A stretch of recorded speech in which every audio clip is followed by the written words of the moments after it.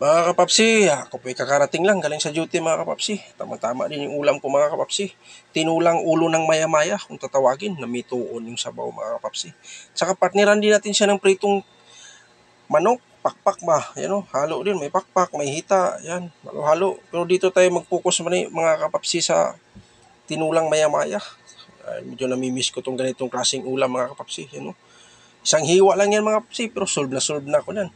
Tsaka yan mga kapapsi, titikman na natin para masubukan talaga natin kung anong lasa talaga yan, kung totoo yung mga pinagsasabi ko. Pero kahit na hindi nyo na ako tatanungin yan, napakasarap yan mga kapapsi. Lalo na pag maraming gulay ang halo mo mga kapapsi, siguradong mapaparami ka ng kanin yan mga kapapsi. Sobrang taba kasi yung isda niyan mga kapapsi.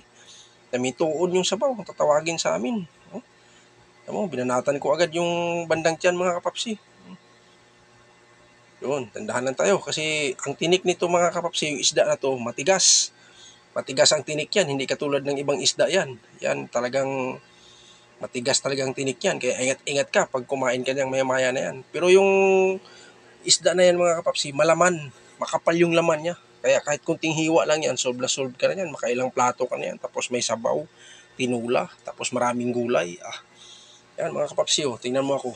Hindi ko na kung saan yung isasandok ko, yan, kutsara. Yung isang kamay sa kanin, yung isang kamay sa kutsara. Halos parang ipagsabay ko ng mga kapsi. Medyo talaga, makapal yung laman yan. Makapal yung laman niya, maninipis yung buto, pero matigas. Yan ang ganyang, yung isda na yan, isdang maya-maya. Pero napakalasa yan, mga kapsi. Kahit asin lang, konting tanglad ng halo mo dyan, solve ka na dyan. Kaya tamang-tama din to sa akin. Medyo ambon-ambon dito sa amin. Medyo maulan-ulan dito sa Metro Manila. Yan po mga kapapsi. Tsaka may pakpak din tayo. Yan. May pakpak Yan o. Pamantay natin sa ating tinulang manok. May sausawan din tayo mga kapapsi. Pero gaano kung nagsasaw sa mga kapapsi. Dahil yung isda na yun, yung ulo ng maya-maya. Kailangan sausawan yan. Dahil talagang napakalasa yan. Ayun, kung sino pang hindi kumain yan mga kapapsi, sabayan niya ko. Kain tayo ng hapunan. Napakasimpleng ulam, pero para sa akin ay napakasarap na. Yan. Talagang sinisip-sip ko talaga, kahit buto, kahit wala ng laman, sinisip-sip ko talaga dahil napakalasa yan. Yan, tamang-tama din yung kanin natin. Si Kapapsi, nagkukutsara na. Siyempre, may sabaw tayo Napakalasa yung sabaw. Siyempre, kutsarahin natin.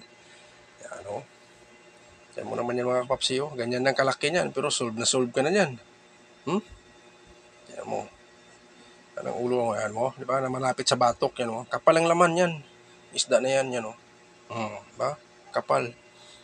Kapal na, malasa pa. Mong sando ko sa kanin ko mga kapapsi, talagang malakasan na. Tapos yung sabaw pa, talagang napakalasa. At yun lang po mga kapapsi, update ko lang sa inyo at ako po nagpapasalamat sa lahat ng tulong at suporta nyo sa akin.